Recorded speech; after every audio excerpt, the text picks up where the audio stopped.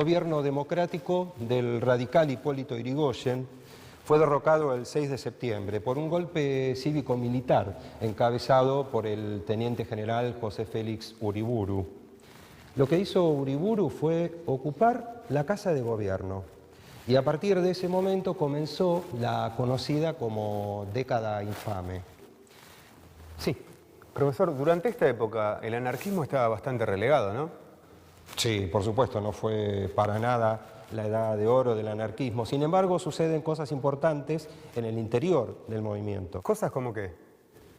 La Fora sigue activa, aparece la Alianza Obrera Spartacus y además no te olvides que en Europa está sucediendo la Guerra Civil Española, donde los anarquistas tuvieron un papel muy importante.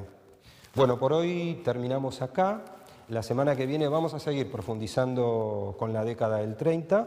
Mientras tanto, lean los apuntes que dejé en la fotocopiadora. Hasta luego. ¿Profesor? Sí. ¿Hay algún texto sobre la época que pueda consultar? Sí, hay muchos. De todos modos, te recomiendo que te pongas en contacto con Fernando López Trujillo. Él te va a saber orientar. Bueno, muchas gracias. Hasta luego.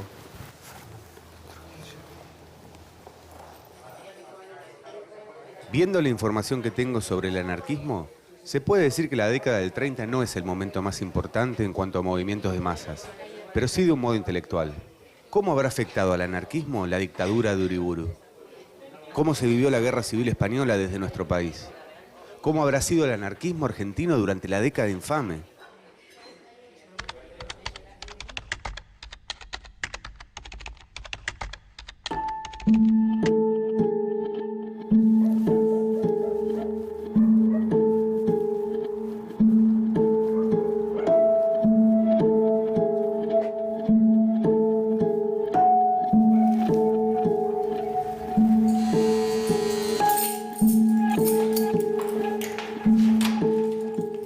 Hola.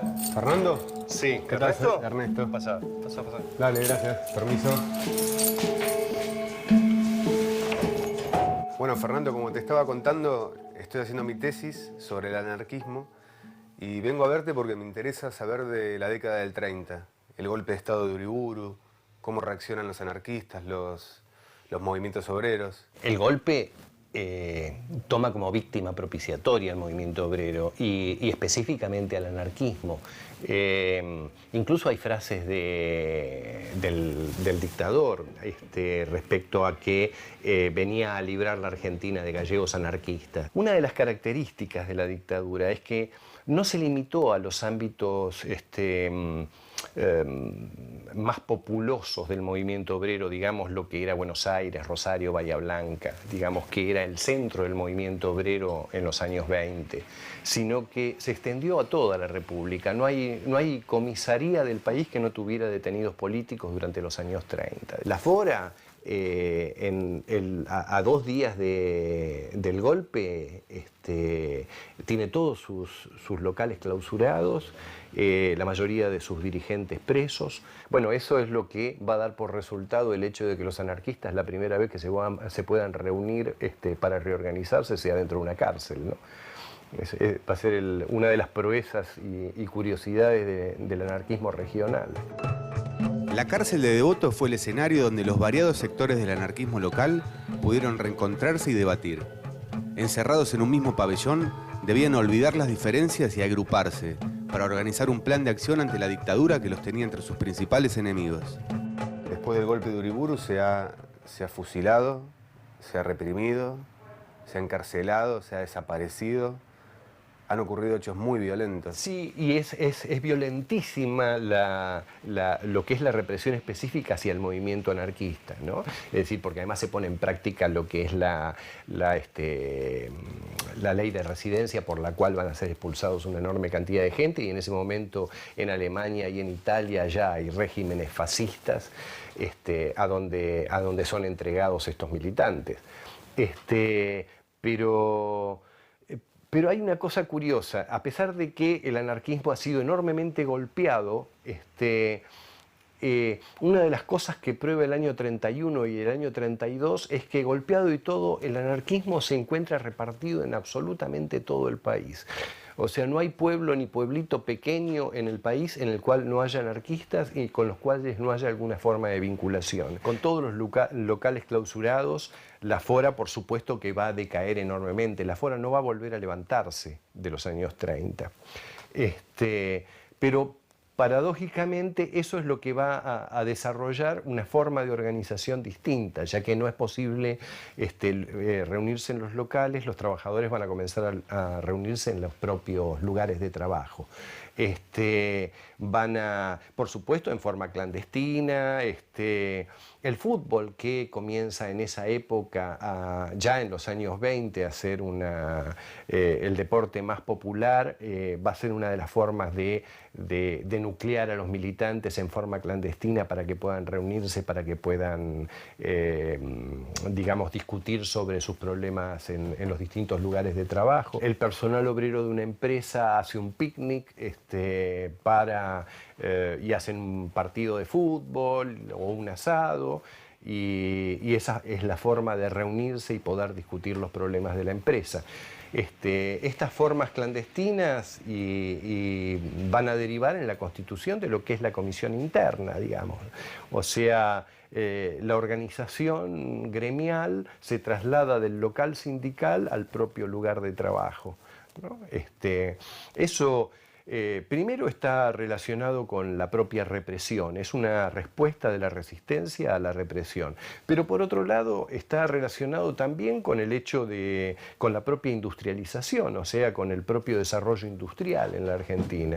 Es decir, fines de los años 20 y los años 30 son años de una industrialización extensa y en la cual comienzan a desarrollarse fuertemente los gremios industriales. El 6 de septiembre de 1930, el general José Félix Uriburu usurpó el poder, interrumpiendo el mandato del radical Hipólito Yrigoyen. El objetivo del golpe era defender los intereses de las grandes corporaciones, destituyendo un gobierno popular y persiguiendo a los trabajadores. Su primera víctima llegó apenas 4 días después, en las afueras de Rosario. Por eso estoy viajando hacia ahí. Joaquín Penina era un obrero catalán que llegó a Buenos Aires en 1922. Algunos dicen que lo hizo para no cumplir el servicio militar obligatorio. Otros sostenían que en su país tenía problemas con la dictadura de Primo de Rivera. Ni bien llegó, se puso a trabajar de albañil. Entró en contacto con obreros anarquistas y se sumó a la Fora. En 1925, Penina llegó a Rosario. En esa época la ciudad era, junto a Buenos Aires, uno de los centros industriales más importantes del país. Un lugar fértil para el crecimiento de las organizaciones obreras, donde los anarquistas tenían una fuerte presencia. El asesinato de Penina, apenas 4 días después del golpe, fue un indicio de la década que se venía. Hace unos años, un director de cine rosarino realizó el documental Hombres de Ideas Avanzadas, en el que cuenta la historia de su fusilamiento. Al observar los prontuarios de los 3 hombres de ideas avanzadas, se comprueba que Joaquín Penina fue primeramente detenido en 1927 por participar de las movilizaciones obreras contra la condena y a favor de la liberación de los trabajadores inmigrantes Sacco y Vanzetti, acusados injustamente en los Estados Unidos.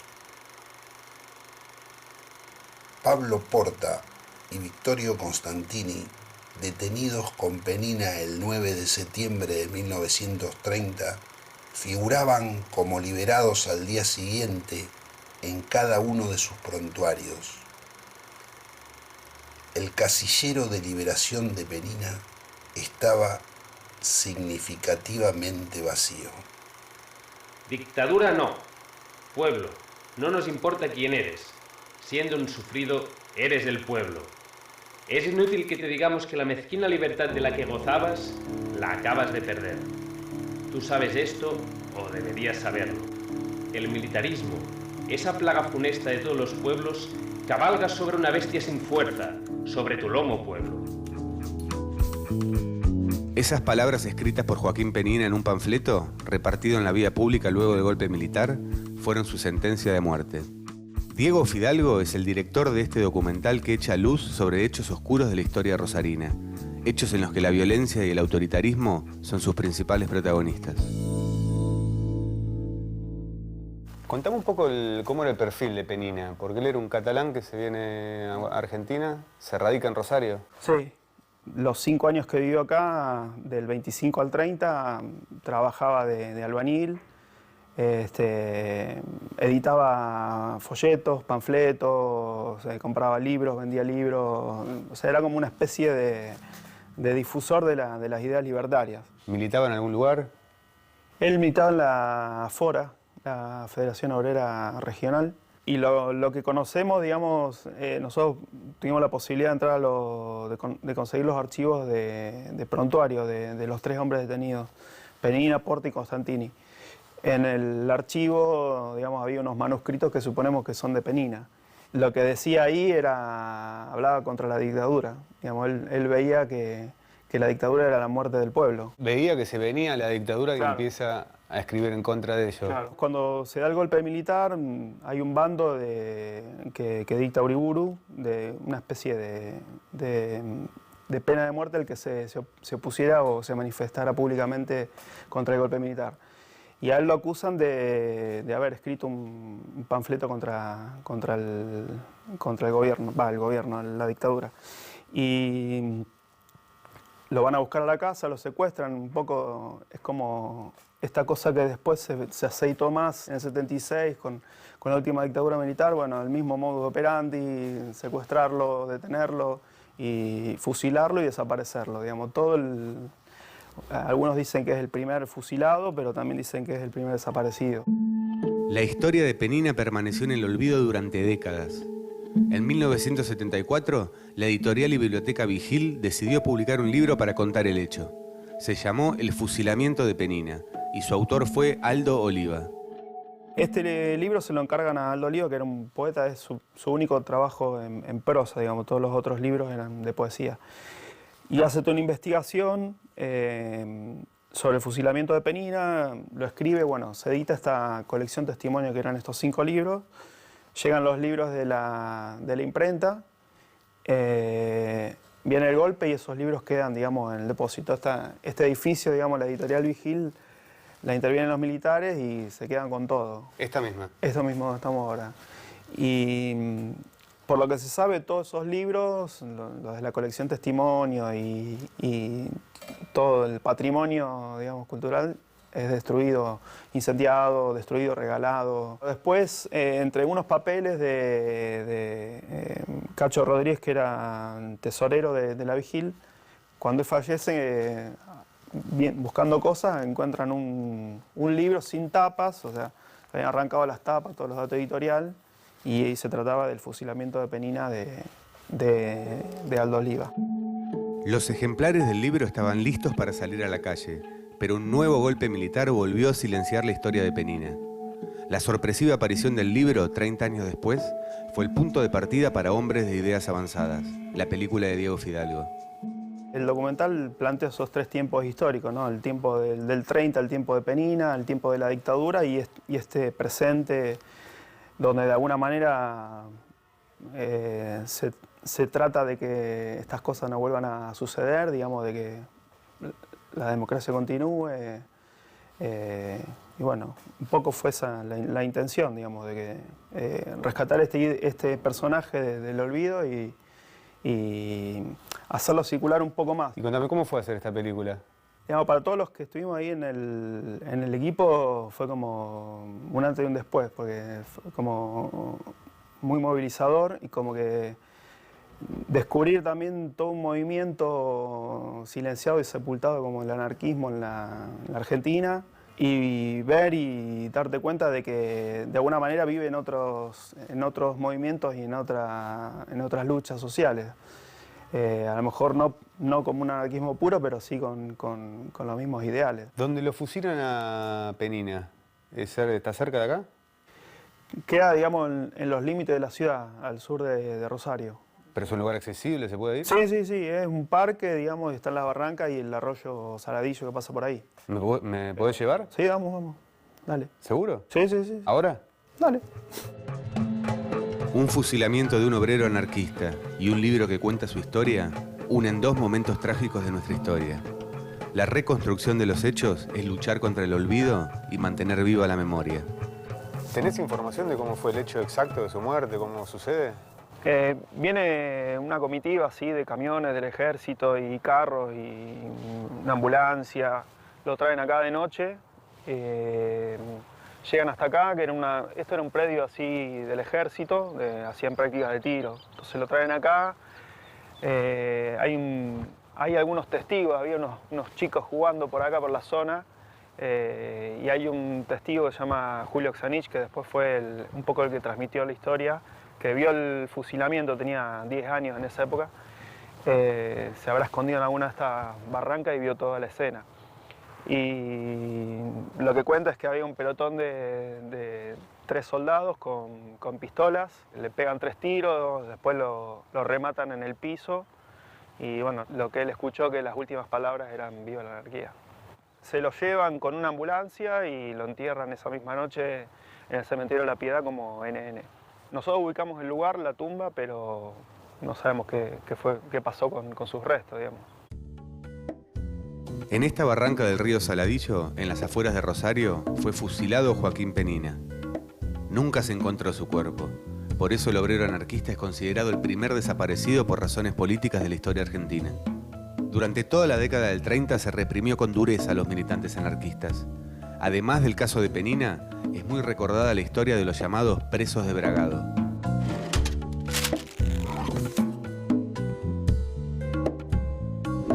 El 5 de agosto de 1931, en Bragado, llegó una encomienda a la casa del dirigente conservador José María Blanch. Su hija y su cuñada comenzaron a abrirla y se produjo la explosión. María Enriqueta Blanch y Paula Raubarena murieron en el acto. El país era gobernado por la dictadura comandada por el general José Félix Uriburu. La ley marcial estaba en plena vigencia. Inmediatamente se detuvieron a un grupo de sospechosos. Todos eran obreros y anarquistas. Se los acusaba porque habían estado reunidos en una quinta cerca de Bragado 5 días antes del hecho. El caso era muy similar al de Sacco y Vanzetti, ocurrido apenas unos años antes. Los presos eran obreros, anarquistas. Habían sido injustamente detenidos, torturados con saña, y los allanamientos no habían dado ningún resultado. Sin embargo, la policía decía que el caso ya estaba resuelto. Las denuncias por irregularidades y torturas se hicieron públicas. Los detenidos fueron conocidos como los presos de Bragado. De todo el mundo llegaban adhesiones a su causa. Había manifestaciones y pintadas en todo el país. Desde el gobierno de Uriburu se negaban las torturas, pero Francisco Macaya, doctor de la policía, ratificaba que las heridas eran de tortura. Por eso mismo fue perseguido, echado de la policía y acusado de falso testimonio. El 31 de diciembre de 1934, los anarquistas Pascual Boto, Reclus de Diago y Santiago Mainini fueron condenados a cadena perpetua. Los abogados apelaron la sentencia, pero no pudieron revertirla. La lucha continuó y dio sus frutos. Primero se consiguió la conmutación de la pena, disminuyéndola a 17 años de prisión, y luego, el 24 de julio de 1942, fueron puestos en libertad. 5 décadas después, en 1993, el diputado socialista Guillermo Esteves Boero aprobó un proyecto de desagravio a la memoria de los presos de Bragado.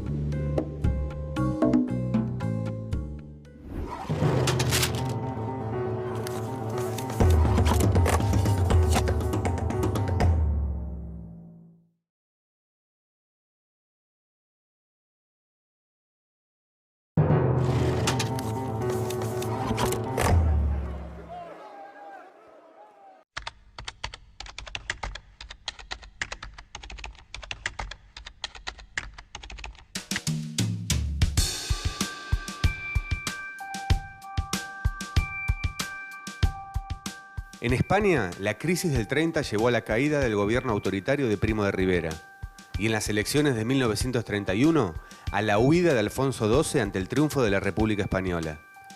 Pero si bien la crisis expulsa a un gobierno autoritario y trae la democracia en manos de los republicanos, en 1933 nuevamente la derecha, a manos de la Seda, logra ganar las elecciones, anulando todos los avances logrados a favor de la clase trabajadora y los campesinos.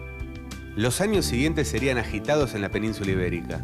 En 1935 se forma el Frente Popular, que agrupa a los republicanos, al Partido Socialista y al Partido Comunista.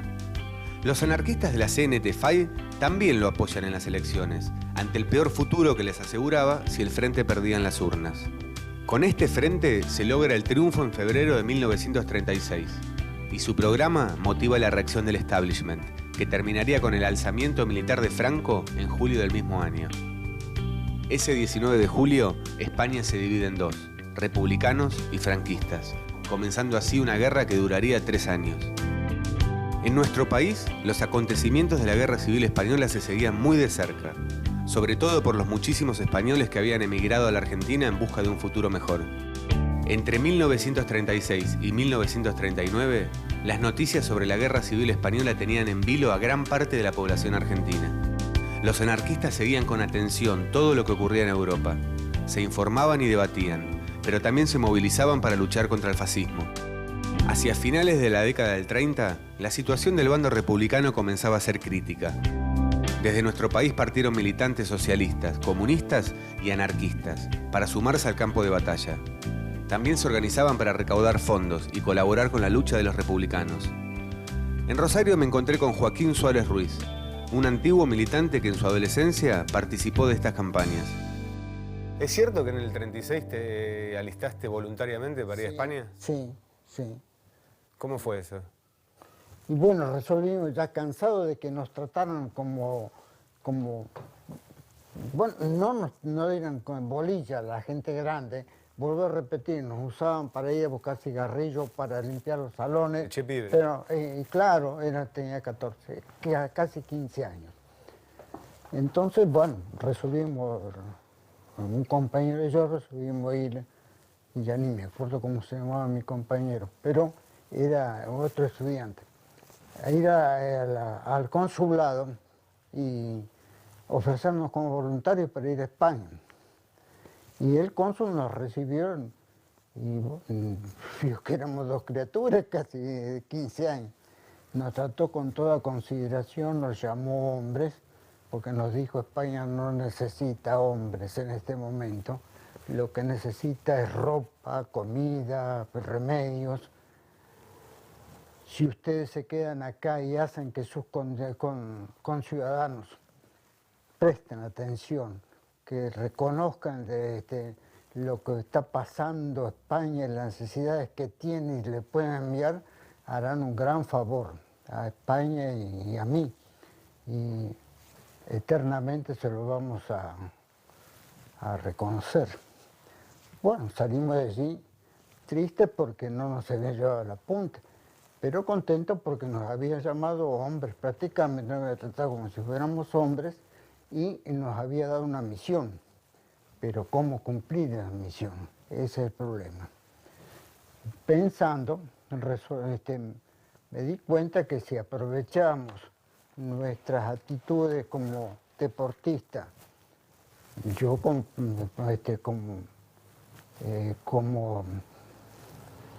el conocimiento que tenía de la lucha japonesa, luchas marciales, otros con el box, podíamos dar espectáculos y cobrar entradas y mandar a España para ayudarla.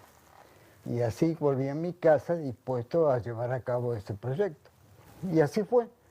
En una reunión posterior quedó organizado el club que llamamos Hércules, con los colores de la España republicana como insignia y la bandera roja, amarilla y violeta o morada. Y durante los 3 años de guerra estuvimos ofreciendo espectáculos, cobrando entrada, y lo que mandábamos al centro español era una miseria que no tenía sentido, porque después de pagar el árnica, el alcohol, el yodo y todas las vendas y todo lo necesario después de cada combate, poco es lo que quedaba. El club desapareció junto con la República. Terminó la República, terminó el interés por ella. Muchísimas gracias por abrirme las puertas. No, la verdad que me por ayudaste favor. muchísimo. No, ojalá todo el mundo pudiera saber todo eso. Ahí hay cosas que pueden ser Y me llevo tus interesantes. escritos para seguir leyendo en el viaje. Sí. El 1 de abril de 1939, el general del ejército sublevado Francisco Franco firma el último parte de guerra en el que declara la victoria de los falangistas. El bando republicano es brutalmente reprimido y la única forma de escapar de los campos de concentración y los fusilamientos es huir del país. Franco permanecería en el poder desde el fin de la guerra hasta su muerte, en 1975. Hacia fines de 1924, los anarquistas españoles fracasan en una especie de intento de golpe revolucionario, intento de guerrilla contra la dictadura de Primo de Rivera. Ascanio y Durruti, que estaban en Francia, toman la decisión de venir a América en busca de apoyo de los españoles anarquistas acá en América y en busca de fondos para ayudar a la CNT, que estaba proscripta. Buenaventura Durruti es uno de los anarquistas españoles más célebres. Tuvo un papel protagónico en los primeros combates de la Guerra Civil, en julio de 1936, cuando comandó el frente que defendió Barcelona del alzamiento de los franquistas. Unos años antes, había estado de paso por la Argentina, recaudando fondos para la causa anarquista. Acá en Buenos Aires cometen 3 hechos. El 18 de octubre del 25 asaltan una estación de tranvías de la Anglo en la calle Las Heras, al 3000, de donde se llevan monedas, nada más que monedas. El 17 de noviembre asaltan en primera junta la estación de subte. Ahí matan a un policía de apellido Núñez, un policía de la comisaría 12. Y después, en enero de 1926, asaltan el Banco de San Martín, del que se llevan 64.000 pesos, y donde también matan a un empleado y dejan herido a otro. En este caso cuentan con ayuda de gente de acá de la Argentina, ¿no? Porque los asaltantes son 7. El paso de ellos por acá ha sido absolutamente clandestino, ¿no? Se sabe lo que se sale de las crónicas policiales.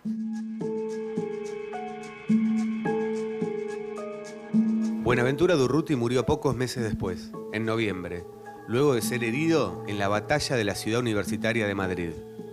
Su entierro fue un acto multitudinario que reunió a todo el arco político antifascista. Uno de los compañeros del grupo Los Solidarios fue el mítico anarquista Joan García Oliver, que decía esto en su entierro. Nuestro grupo anarquista se formó el año 1923. Los mejores terroristas de la clase trabajadora, los que mejor podían devolver golpe por golpe, un grupo de acción para luchar contra los pistoleros, contra la patronal y contra el gobierno. Nuestros golpes fueron más duros, más a la cabeza, que los que ellos nos habían dado.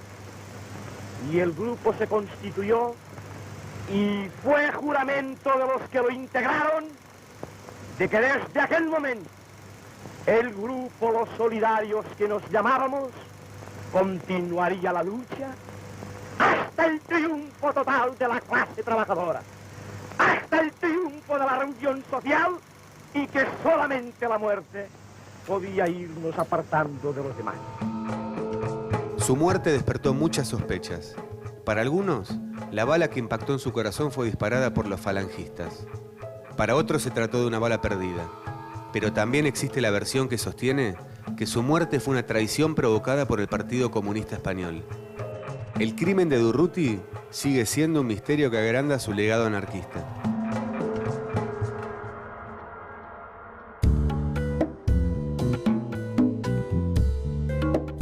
La Guerra Civil Española generó una gran cantidad de obras literarias y cinematográficas que me permiten acercarme al tema desde la ficción.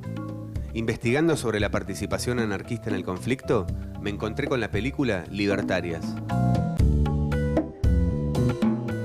Libertarias es una película de Vicente Aranda ambientada en los primeros días de la Guerra Civil Española, en julio de 1936. La voluntad soberana de unas masas que todo lo pueden, cuando van unidas y agigantadas por la decisión de triunfar, influirá en los destinos del mundo. El 19 de julio marcará el comienzo de una nueva era. La paz del pasado ya no existe. Estamos gestando entre ríos de sangre una España nueva. ¡Viva la paz y viva la revolución! Filmada 60 años después de ocurridos los hechos, cuenta las vivencias de un grupo de milicianas anarquistas que se involucran en el combate.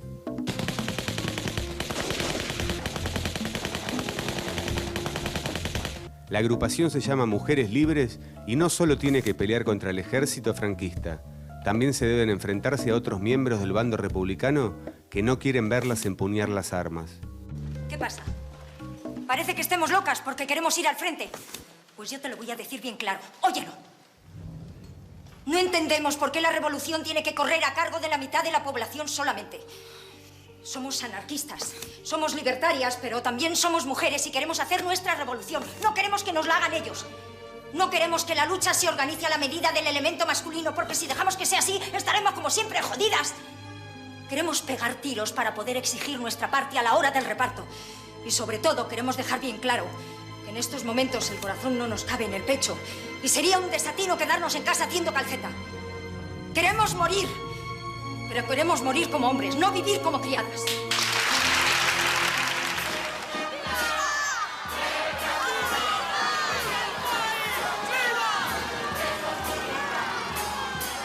Libertarias reconstruye un momento histórico desde una perspectiva humana.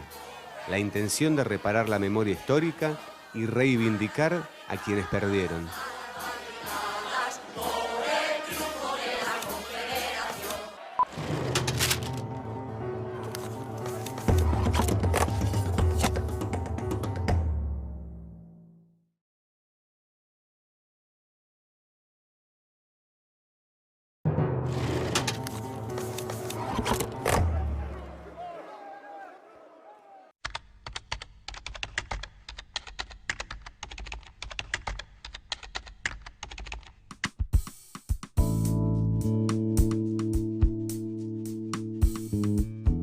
Cuando la Guerra Civil Española terminó, los puertos del mundo empezaron a recibir exiliados que huían de las torturas y fusilamientos del régimen de Franco.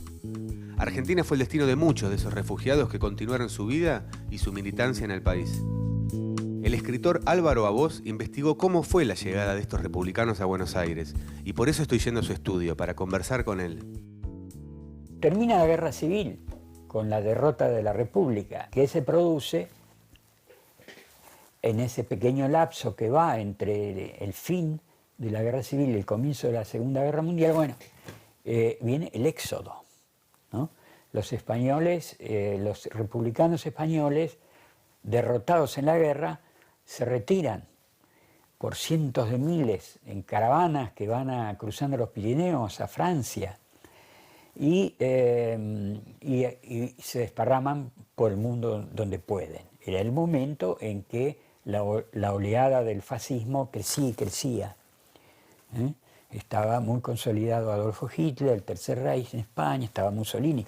Ambos habían intervenido protagónicamente en la guerra civil, los nazis con su Legión Cóndor, ¿no? La que destrozó con bombas la aldea de Guernica, los italianos con las tropas que había mandado Mussolini. Bueno, viene el éxodo.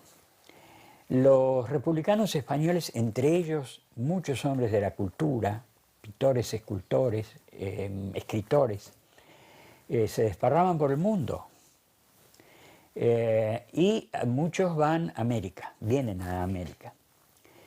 Hay dos posturas en América Latina, frente al éxodo republicano español. Una de recepción abierta, que es México. Y otros muchos quisieran venir a Buenos Aires, porque de alguna manera la ciudad de Buenos Aires es un gran faro cultural. El símbolo de todo esto es lo que pasó con un barco llamado Masilia, que trajo a varios centenares de refugiados españoles republicanos, que atracó en el puerto de Buenos Aires en noviembre de 1939. La guerra había terminado en julio de 1939.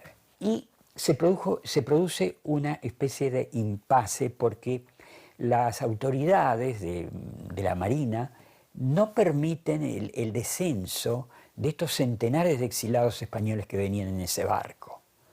Entonces ahí interviene Natalio Botana, personalmente. Botana era un hombre de fuertísima personalidad que intervenía en la vida política y cultural, diríamos, en persona, además de su tarea como editor. Desde el diario Crítica, Natalio Botana había defendido al bando republicano durante los 3 años que duró la guerra. Por eso, ante el conflicto del Masilia, no se mantuvo al margen. Coherente con sus principios, aprovechó su influencia para intervenir a favor de los exiliados que buscaban desembarcar en el país. Entonces Botana, atento a su tradición republicana y a su vocación antifascista, que había sido genuina desde el comienzo, siempre, toma una actitud personal. Él va al puerto, sube al Masilia y le dice al jefe de la agenda de la prefectura, al que gobernaba, digamos, manejaba el puerto, y que decía, mire, yo he recibido la orden de que de este barco no puede bajar la gente que viene. Entonces Botana dice, soy Natalio Botana, soy el director del diario Crítica y bajo mi responsabilidad estos hombres y mujeres van a bajar y van a entrar en la ciudad. Si usted no quiere dejar que bajen, me va a tener que llevar preso a mí. Entonces, ante eso, bueno, hay una cierta irresolución, y así es como esos republicanos pudieron bajar, instalarse en la ciudad. Pero, perdón, lo que no logro terminar de entender es, si el presidente Ortiz dice los exiliados no bajan de los barcos, ¿cómo hace este personaje Botana para lograrlo? Sin tener represalias, además. Porque lo que pasa es que Ortiz y aquellos que formaban parte de su gobierno y que se oponían a la entrada de un numeroso exilio español, no la tenían todas consigo, porque la Constitución argentina establece que este es un territorio abierto a todas las personas de buena voluntad. Por lo tanto, había una enorme presión de la opinión pública para que se levantaran esas restricciones. Entre otras cosas, se presentaban recursos de amparo, habeas corpus, o sea que un país como este no puede tomar una actitud semejante impunemente, salvo que se trate de una dictadura completa, cosa que no era el gobierno de Ortiz, surgido de elecciones que habían sido cuestionadas por fraudulentas, pero era un gobierno de alguna manera constitucional. En esa situación incierta es donde se produjo el gesto de Botana. Ahora, en la vida todo es cuestionado, todo es discutido. Botana era discutido, siempre fue discutido. La charla con Álvaro Abós me ayudó a entender cómo era la situación de los republicanos que llegaban a la Argentina durante y después de la guerra. Para comprender el pensamiento de la rama anarquista de los republicanos, es imprescindible acercarse a los textos de la Revista Blanca.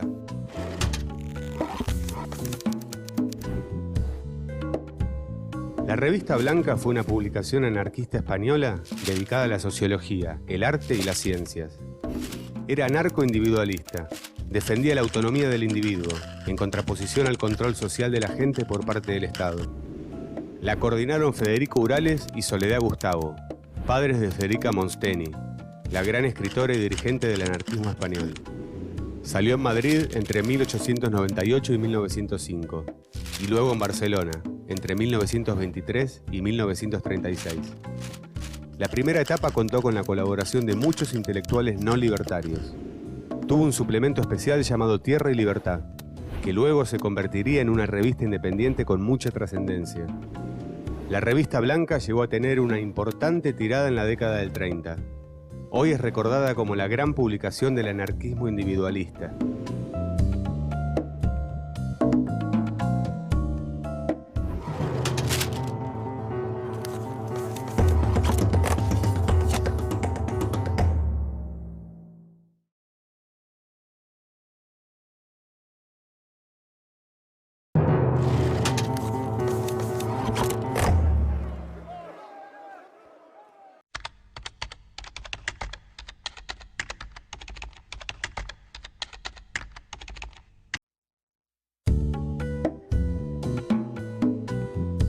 La represión al movimiento obrero fue una de las principales características de la llamada década infame. Ni bien iniciado el golpe de 1930, los anarquistas fueron perseguidos y condenados a muerte. Para salvar su vida, muchos escaparon del país. Tal es el caso de Diego Abad de Santillán.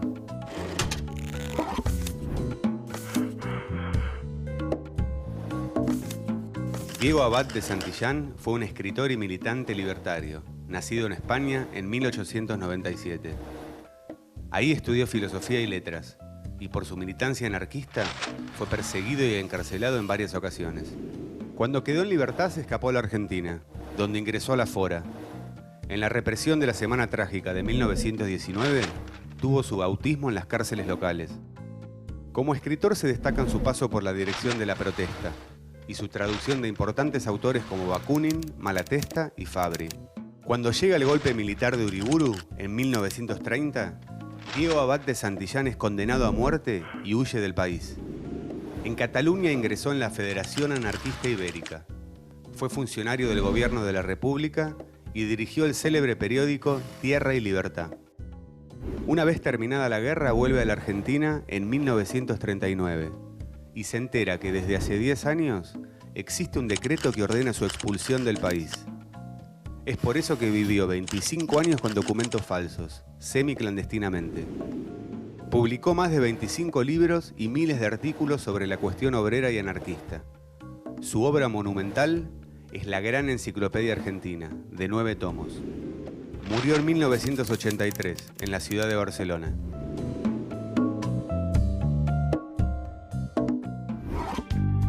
En los primeros años de la década del 30, la Fora empieza a perder representatividad. Al mismo tiempo, el comunismo tiene cada vez más peso entre los trabajadores.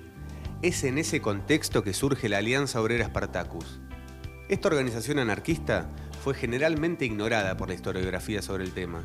Osvaldo Bayer le dedicó un ensayo en una revista cultural en la década del 80. Hace unos años, un estudiante de comunicación de la UBA, Javier Bencho, decidió recuperar del olvido a los espartacos. Recopiló toda la información dispersa que había sobre el tema y recogió testimonios orales. El resultado fue su tesis de graduación.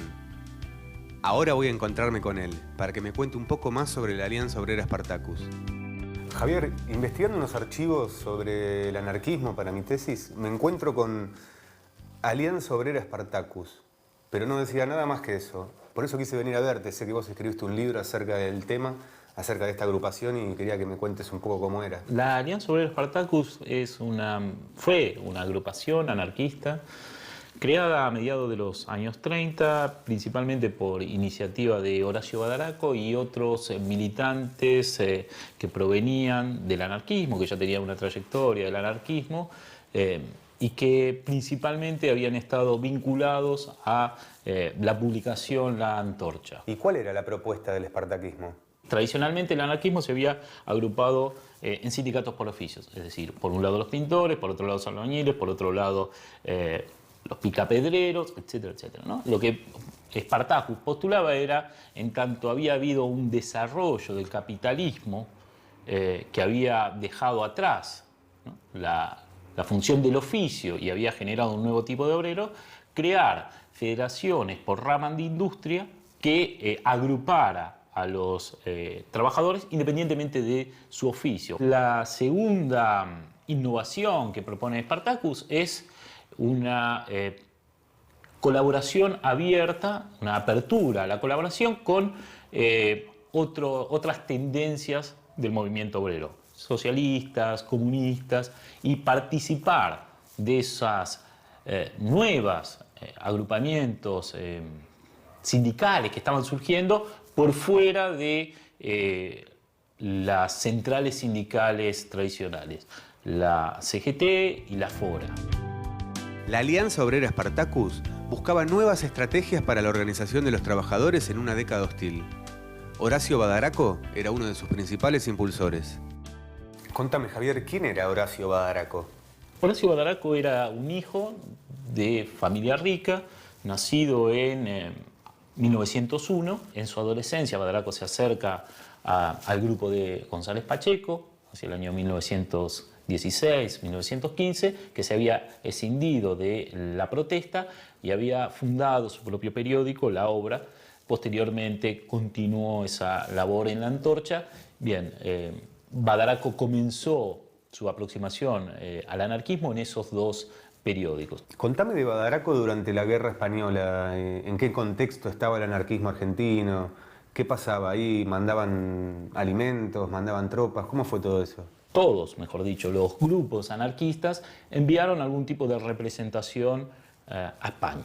Badaraco recaló en Solidaridad Obrera, en el periódico de la CNT catalana, ¿sí? Estuvo en Barcelona y ahí escribía artículos para el periódico y escribía también artículos para Spartacus, para el periódico, la agrupación Spartacus, analizando la posición española. ¿Hay participación armada de anarquistas argentinos en España?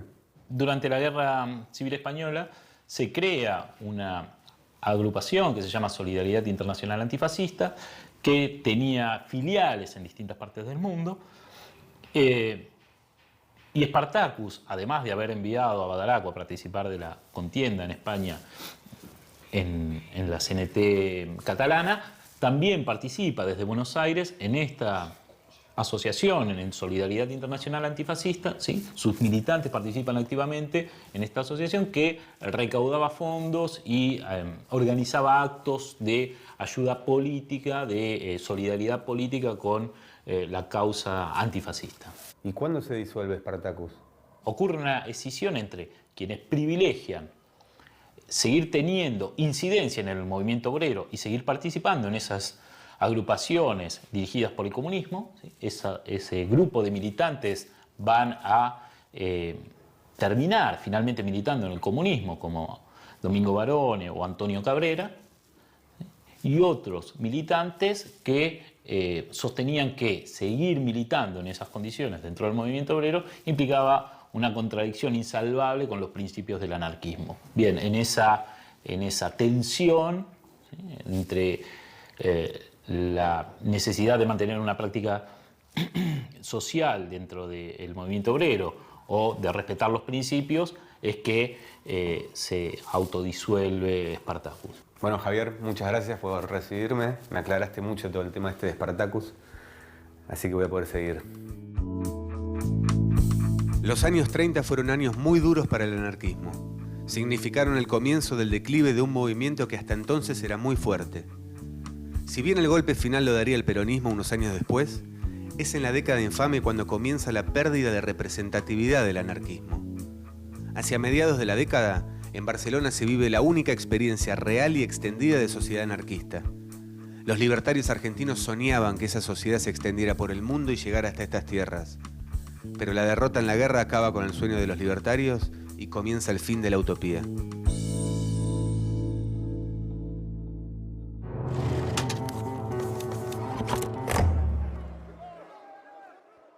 Repasemos entonces los premios Nobel en Argentina.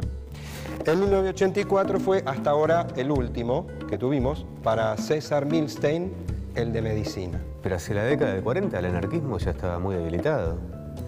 Sí, en el ámbito obrero sí, pero en las esferas intelectuales todavía tenía mucha fuerza, sobre todo en las universidades. Ellos tenían intenciones absolutamente diferentes a la educación oficial. Se trataba de enseñar a pensar, no solo en forma libre, sino también de poner en cuestión las ideas recibidas.